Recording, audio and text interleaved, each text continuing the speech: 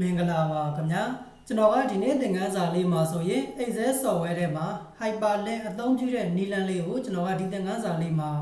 သင်ပြပေးသွားမှာဖြစ်ပါတယ်ကျွန်တော်တို့ Excel ထဲမှာ Hyperlink အသုံးပြုရဆိုတာက Excel file တစ်ခုနဲ့တစ်ခုကိုကျွန်တော်တို့ link ချိတ်ပြီးတော့မှအသုံးပြုတဲ့နည်းလမ်းလေးဖြစ်ပါတယ်ဒါလေးကိုလက်တွေ့ပြပေးဖို့ရအတွက်ကျွန်တော်ဒီမှာနမူနာလုပ်ပြပေးထားတဲ့ Excel file လေးကိုဖွင့်လိုက်ပါမယ်အဲ့တော့အခုဒီမှာကကျွန်တော်တို့ Excel file လေးဖွင့်ထားတယ်ဒါကတော့နမူနာပြပေးထားတဲ့ file လေးဖြစ်တဲ့အတွက်ပေါ့တကယ်ကျွန်တော်တို့လုပ်ငန်းခွင်မှာလက်တွေ့လုပ်နေတဲ့အချိန်မှာကျွန်တော်တို့ Excel file တစ် file ကနေပြီးတော့နောက်တစ် file ကိုအလွယ်တကူသွားပြီးတော့ဖွင့်ကျင်တဲ့အခါမျိုးမှာဒီရဲ့ Hyperlink ဆိုတဲ့နည်းလမ်းလေးအတိုင်း Excel file တွေတစ်ခုနဲ့တစ်ခုကို link ချိတ်ပြီးတော့အသုံးပြုလို့ရမှာဖြစ်ပါတယ်အခုဒီမှာဆိုရင်ကျွန်တော်ဒီဘက်မှာ link ချိတ်ထားတာလေးတွေရှိတယ်ကိုရေးထားတဲ့ခေါင်းစဉ်လေးတွေအတိုင်းပေါ့နော် job ဆိုရင်ကျွန်တော်တို့ job နဲ့ပတ်သက်တဲ့ကို link ချိတ်ထားတဲ့ file လေးထွက်လာမယ် note ဆိုရင်တော့ကျွန်တော်တို့ note နဲ့ပတ်သက်တဲ့ file လေးတစ်ခုထွက်လာမယ် sales list ဆိုရင်ကျွန်တော်တို့ sales list နဲ့ပတ်သက်တဲ့ file လေးတစ်ခုထွက်လာမယ်ပေါ့ဒီလိုမျိုးပဲကျွန်တော်တို့ purchase list ဆိုရင် purchase list နဲ့ပတ်သက်တဲ့ file လေးတစ်ခုထွက်လာမယ်အခုလိုမျိုးပုံစံလေးတွေကျွန်တော်တို့ထွက်လာဖို့ရအတွက်ဆိုရင် Excel ထဲမှာကျွန်တော်တို့ link ချိတ်ပြီးတော့မှအသုံးပြုရတာဖြစ်ပါတယ်အဲ့တော့အခုဒီကောင်လေးမှာဆိုရင်ကျွန်တော်ဒီမှာ job ဆိုတာလေးကို click တစ်ချက်နှိပ်လိုက်တာနဲ့တပြိုင်တည်းကျွန်တော် link ချိတ်ထားတဲ့file လေးတစ်ခုကျွန်တော်တို့ထွက်လာမှာဖြစ်ပါတယ်ကိုကဘယ် file လေးနဲ့သွားပြီးတော့ link ချိတ်ထားလဲပေါ့နော်အခုဒီမှာတော့ကျွန်တော်က Microsoft file လေးနဲ့ link ချိတ်ထားတာဖြစ်တဲ့အတွက် Microsoft file လေးသူက program လေးပွင့်လာမှာဖြစ်ပါတယ်အခုဒါက job ဆိုတာလေးပေါ့နော်အဲ့တော့ note ဆိုတာလေးကို click တစ်ချက်နှိပ်လိုက်ရင်ကျွန်တော်တို့ Excel file အသစ်လေးတစ်ခုထွက်လာမယ်ဒီလိုပဲကျွန်တော်တို့ဒီမှာ sales list ဆိုတာကိုနှိပ်လိုက်တာနဲ့တပြိုင်နက် sales list နဲ့ပတ်သက်တဲ့ sheet လေးကို link ချိတ်ထားတယ်နောက်ထပ်ကျွန်တော်တို့ဒီမှာ purchase list ဆိုရင်ကျွန်တော်တို့ purchase list နဲ့ပတ်သက်တဲ့ file လေးတစ်ခုထွက်လာမယ်ပေါ့အခုလိုမျိုးကျွန်တော်တို့ link ချိတ်တဲ့ပုံစံလေးကို hyperlink အသုံးပြုတယ်လို့ခေါ်တာဖြစ်ပါတယ်အဲ့တော့ဒီကောင်လေးတွေကိုကျွန်တော်တို့ပြန်ပြီးတော့မှပြုလုပ်ဖို့ရာအတွက်ကျွန်တော်ဒီမှာတစ်ချက်နမူနာပြန်ပြီးတော့ဒါလေးတွေဖြတ်လိုက်မယ်နော်အဲ့တော့အခုကို link ချိတ်ချင်တဲ့ Excel file ကိုကျွန်တော်တို့သွားပြီးတော့ပွင့်ဖို့ရာအတွက် link ချိတ်မယ်အဲ့တော့ link ချိတ်ချင်တဲ့စာသားလေးကိုလွတ်တဲ့နေရာလေးမှာကျွန်တော်တို့ရေးထားခဲ့လို့ရတယ်ကိုကြိုက်တဲ့စာသားလေးရေးလို့ရတယ်ပေါ့နော်ကျွန်တော်ကတော့အခုဒီမှာကနမူနာပြပေးမှာဖြစ်တဲ့အတွက်အစောနာကလိုပဲကျွန်တော်ရေးလိုက်ပါမယ် job ဆိုပြီးတော့ရေးလိုက်မယ်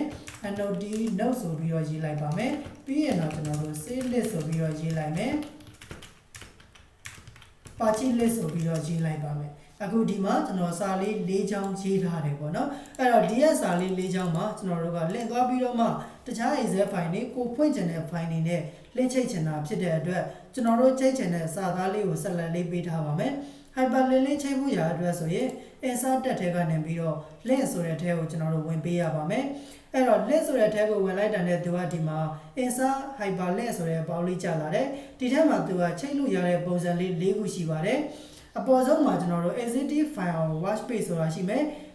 place in this document ဆိုတာရှိမယ် create new document ဆိုတာရှိမယ် email address ဆိုတာရှိမယ်ပေါ့နော်သူကချိတ်လို့ရတဲ့ပုံစံလေး၄ခုပေးထားပါတယ်အဲ့တော့အပေါ်ဆုံးကကျွန်တော်တို့ existing file watch page ဆိုတာကတော့ကျွန်တော်တို့ကိုယ့်ရဲ့ကွန်ပျူတာထဲမှာကိုရေးပြီးသား Excel file ဒါမှမဟုတ်တခြား software တွေနဲ့ပြုလုပ်ထားတဲ့ file တစ်ခုခုကိုအလွယ်တကူဖွင့်ပြီးတော့ကြည့်ချင်တဲ့အခါမှာချိတ်ဆက်လို့ရတဲ့နေရာလေးဖြစ်ပါတယ်ဒါလေးကတော့ကျွန်တော်တို့ဒီရဲ့ existing file or watch page ဆိုတာဖြစ်ပါတယ်နောက်တစ်ခုကတော့ play in this document နဲ့ play in this document ဆိုတာကတော့ကျွန်တော်တို့ Excel file တစ် file ဖွင့်ထားတယ်အဲ့ဒီ Excel file ထဲမှာကျွန်တော်တို့ရှိတွေအများကြီးပဲကျွန်တော်တို့လုပ်ငန်းခွင်မှာဆိုရင်ခေါ်ပြီးတော့အသုံးပြုရတယ်အဲ့တော့ဒီရဲ့ရှိတွေအများကြီးထဲမှာကိုဖွင့်ချင်တဲ့ရှိကိုအလွယ်တကူရောက်ချင်တဲ့အခါမျိုးတွေမှာဆိုရင်တော့ place in this document ဆိုတဲ့နေရာကနေပြီးတော့ကိုယ့်ရဲ့ Excel file တစ် file ထဲမှာရှိတဲ့ရှိတစ်ခုကိုရွေးပြီးတော့ link ချိတ်တဲ့နေရာလေးဖြစ်ပါတယ်နောက်တစ်ခုကတော့ကျွန်တော်တို့ create new document ဆိုတာကတော့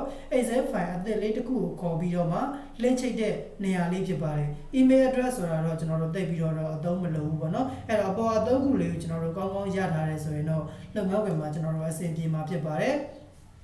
အဲ့တော့အခုဒီမှာတော့ကျွန်တော်တို့အပေါ်ဆုံးက job ဆိုတဲ့စာသားလေးကိုကျွန်တော်တို့ကွန်ပျူတာထဲမှာရှိတဲ့ Excel file တစ်ခုခုနဲ့ link သွားပြီးတော့မှချိတ်ချင်တာဖြစ်တဲ့အတွက်ကို ကိုချိတ်ချင်တဲ့စာသားလေးမှာဆက်လက်ပေးထားတယ်ပြီးရင်တော့ executive file watch page ဆိုတဲ့နေရာလေးတွေကိုကျွန်တော်တို့ click တစ်ချက်နှိပ်ပြီးတော့ဝင်လိုက်တယ်ဝင်လိုက်လို့ဆိုရင်တော့ဒီမှာကျွန်တော်တို့ကိုယ့်ရဲ့ computer ထဲမှာကိုသိမ်းထားတဲ့နေရာလေးမှာသွားပြီးတော့ရှာပေးရမယ်ကျွန်တော်ကတော့ document ထဲမှာထည့်ထားတာဖြစ်တဲ့အတွက် document ဆိုတဲ့ထဲကိုဝင်ပြီးတော့မှကိုချိတ်ဆက်ချင်တဲ့ file လေးတစ်ခုနဲ့ကျွန်တော်တို့သွားပြီးတော့ချိတ်လို့ရမှာဖြစ်ပါတယ်အခုဒီထဲမှာကျွန်တော်တို့ PowerPoint file တွေရှိတယ် Microsoft Word file တွေရှိတယ် Excel နဲ့ရေးထားခဲ့တဲ့ file တွေရှိတယ်ကိုချိတ်နဲ့တက်တဲ့ file နဲ့သွားပြီးတော့ link ချိတ်လို့ရပါတယ်ကျွန်တော်ကတော့ဒီမှာထင်သာမြင်သာလေးရှိသွားအောင်မတူညီတဲ့ software လေးဖြစ်တဲ့ Microsoft Word program လေးနဲ့ link ချိတ်ချင်တာဖြစ်တဲ့အတွက် letterhead font ပုံစံလေးရေးထားခဲ့တဲ့ Microsoft Word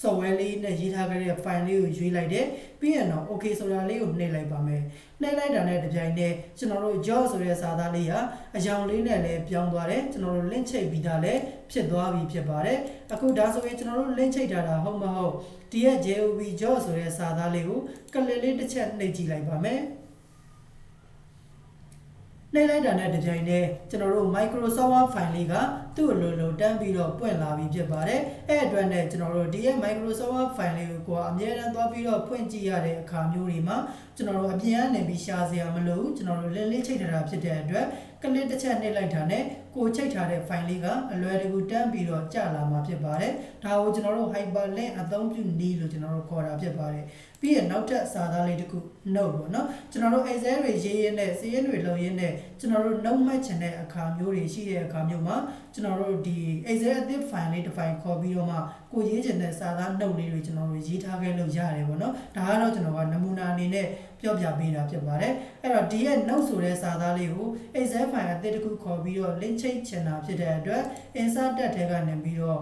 link ဆိုတဲ့နေရာလေးကိုသွားမယ် link ထဲကနေပြီးတော့ကျွန်တော်တို့က Excel file အသစ်တစ်ခုနဲ့ link ချိတ်ချင်တာဖြစ်တဲ့အတွက် create new document ဆိုတဲ့ထဲကိုဝင်ပြီးတော့ link ချိတ်ရပါမယ်ဒီထဲကိုရောက်လာပြီဆိုရင်တော့ဒီမှာကျွန်တော်တို့ name of new document ဆိုတဲ့နေရာလေးမှာကျွန်တော်တို့ကို Excel file အသစ်ခေါ်မဲ့ file name လေးကိုရေးထားခဲ့လို့ရပါတယ်ကျွန်တော်ကတော့ဒီမှာ new document ဆိုပြီးတော့မှ file name လေးကိုပေးခဲ့ပြီးတော့ okay ဆိုတာလေးကိုကျွန်တော်တို့နှိပ်ပေးလိုက်ပါမယ်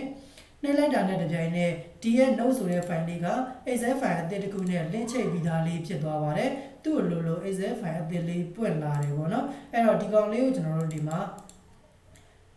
link ချိတ်ထားတာဟုတ်မဟုတ်ကလစ်လေးတစ်ချက်နှိပ်ကြည့်လိုက်မယ်ကျွန်တော်တို့ Excel file အသစ်လေးတစ်ခုထွက်လာတယ်အဲ့တော့မှဒီထဲမှာကိုရေးချင်တဲ့ note လေးတွေတခါတည်းရေးခဲ့လိုက်ပေါ့နော်ရေးပြီးတော့ကျွန်တော်တို့ကလို့နဲ့စေ့ရင်လည်းစေ့ခဲ့အခုဒီမှာတော့ကျွန်တော်ကတုံးစေ့မစေ့တော့ဘူးပေါ့နော်အဲ့တော့ဒါကကျွန်တော်တို့ Excel file အသစ်လေးနဲ့ link ချိတ်ထားရဲ့ရေးပြီးသား file တွေနဲ့ link ချိတ်ထားရဲ့ပြပေးတာဖြစ်ပါတယ်နောက်ထပ်ကျွန်တော်တို့ဒီမှာ save